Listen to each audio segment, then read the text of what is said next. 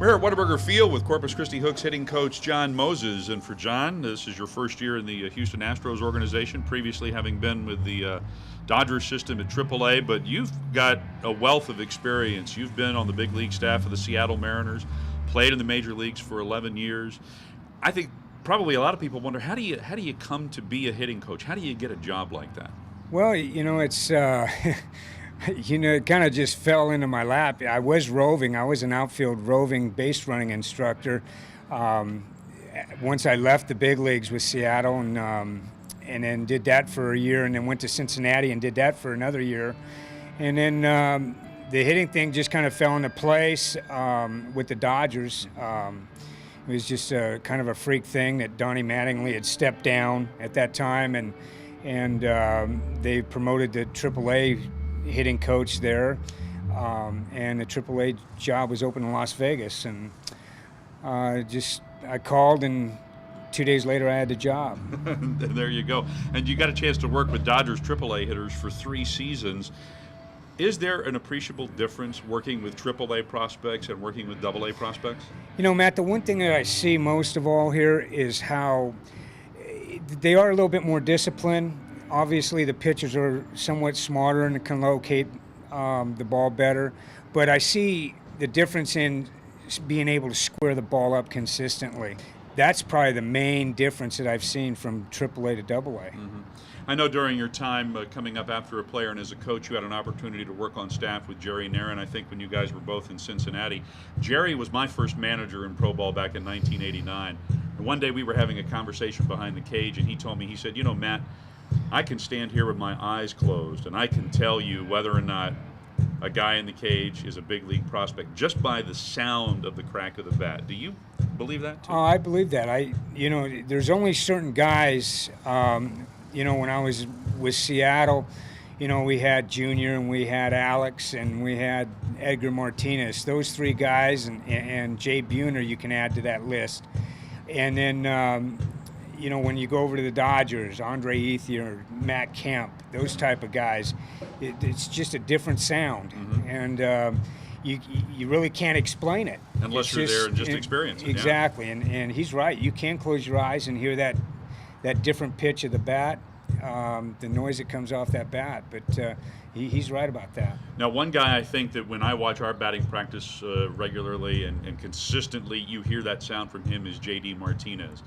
J.D. obviously great start to the season, injured his leg, missed 2 weeks. He's now back in the lineup.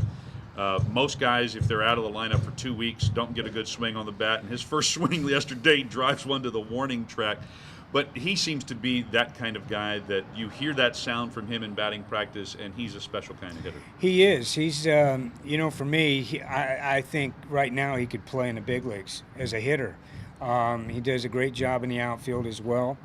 But he's going to be playing this game a long time, and he's a smart hitter. Sometimes he outthinks himself at times, but he does have that type of swing where he can square it up consistently. Mm-hmm. I think it's one, he has a beautiful swing. 2, he's a smart hitter, and he uses his hands and his legs. He's kind of unorthodox the way he strides out to get that preload, but you don't see that every day. Mm-hmm. And that's what's unique about him. He has his own style of hitting, and right now I'm not messing with that at all. Mm-hmm. I think right now he could definitely hit in the big leagues. Another guy I want to get your thoughts on, and that's second baseman Jimmy Paredes. Here's a guy that the Astros acquired in the Lance Berkman deal. He comes over from the Yankees organization. So just like you, he's new to the organization. Like you were a switch hitter. He's a switch hitter. He seems to be a guy who is not quite as polished as a hitter right now as a J.D. Martinez. But you occasionally hear that crack of the bat in the cage during batting practice, and you see those results sometimes. To me, he seems to be the kind of hitter right now that a guy like you can really work with and do some things with. Well, he is. He right now, he gets to where the game speeds up on him a lot of the times when he's at the plate. He's got to learn to slow things down, stay within himself. Sometimes he gets real long with his swing, swings at pitches in the dirt. But he's young. He's got a long way to go. He's going to play this game a long time, no doubt about that. Mm-hmm. But right now, I'm just trying to get him to slow down and stay short with his swing. And right-handed, he does everything pretty much correctly. And that's where that sound comes from. For me, is from his right-handed swing. From his left-handed swing, you know, we got to tighten up some things, and hopefully, you know, from here on out, he's definitely going to be a 300 hitter, no doubt about that. But he's got to stay short, and he's got to stay patient. Right now, to me, he's the classic example of a prospect who still has a lot of work to do.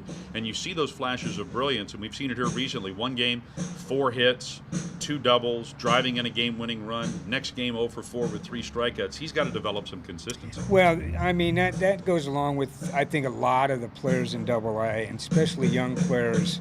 But right now, you're right, left-handed, he gets a little bit out of control. But he really needs to shorten things up and learn to use the gaps a little bit more instead of spinning off the ball. We've got a story here this season in infielder Brandon Wyckoff. Here's a guy that was an accomplished hitter in college at the University of Illinois. This is his 3rd season of pro ball. I think last year at A-ball he hit about 260. So not a bad hitter, but nothing real special. But he's been special this year. Here's a guy that's flirting this deep into the season with a 500 average. He seems to get the bat on the ball every time. Every time he's in the starting lineup, he's getting 2 or 3 hits a night. This is phenomenal, something I haven't seen. Have you ever seen anything like this? Not at this level. I've seen. I had 2 players last year when I was in Albuquerque, but not at this level. Not as young as he is. But you know, the one thing about Brandon, he hits the ball where it's pitched. He doesn't do anything to get out of control with his swing. If the pitch is away, he's going to hit it away. If it's in, he'll turn on it. I think he's hit with a little bit more pop than he did last year. That's one thing I noticed in spring training. Not only did he hit the ball where it's pitched, but he wasn't using his legs. And so that was one thing that I tried to instruct to him, that, you know, you have to use your legs a lot more. Especially, you don't want to be at your size just to be an upper body hitter, and so he's done that. He's made all the adjustments that needs to be made. It's just you wonder how he can sustain going this long the way he has been, and it's been remarkable because nobody ever thought that, you know, our guy that was probably going to be, you know, a utility guy for the most part of the season, and he's worked himself in the lineup. When a guy's going good like this, you just stay away from him? I do. I don't say one thing to him. I just, you know, just keep encouraging him, and, you know, actually, he's made me a better, positive hitting coach. But you know, he's a great kid to work with. He understands the game. He's smart. He'll sit on the bench and he knows, you know, what pitcher may be coming into the game. You know what that pitcher's best pitch is that evening. And he's a smart guy. You just sit with him on the bench, and you know, he's in the game. John Moses, Corpus Christi's hitting coach here in 2011. John and I could sit here and talk hitting for another couple of hours and not take a breath, but that's going to be all for us today. John, thanks so much for your time, and I hope you have a good season here in 2011. Thanks, Matt. I appreciate it. Okay.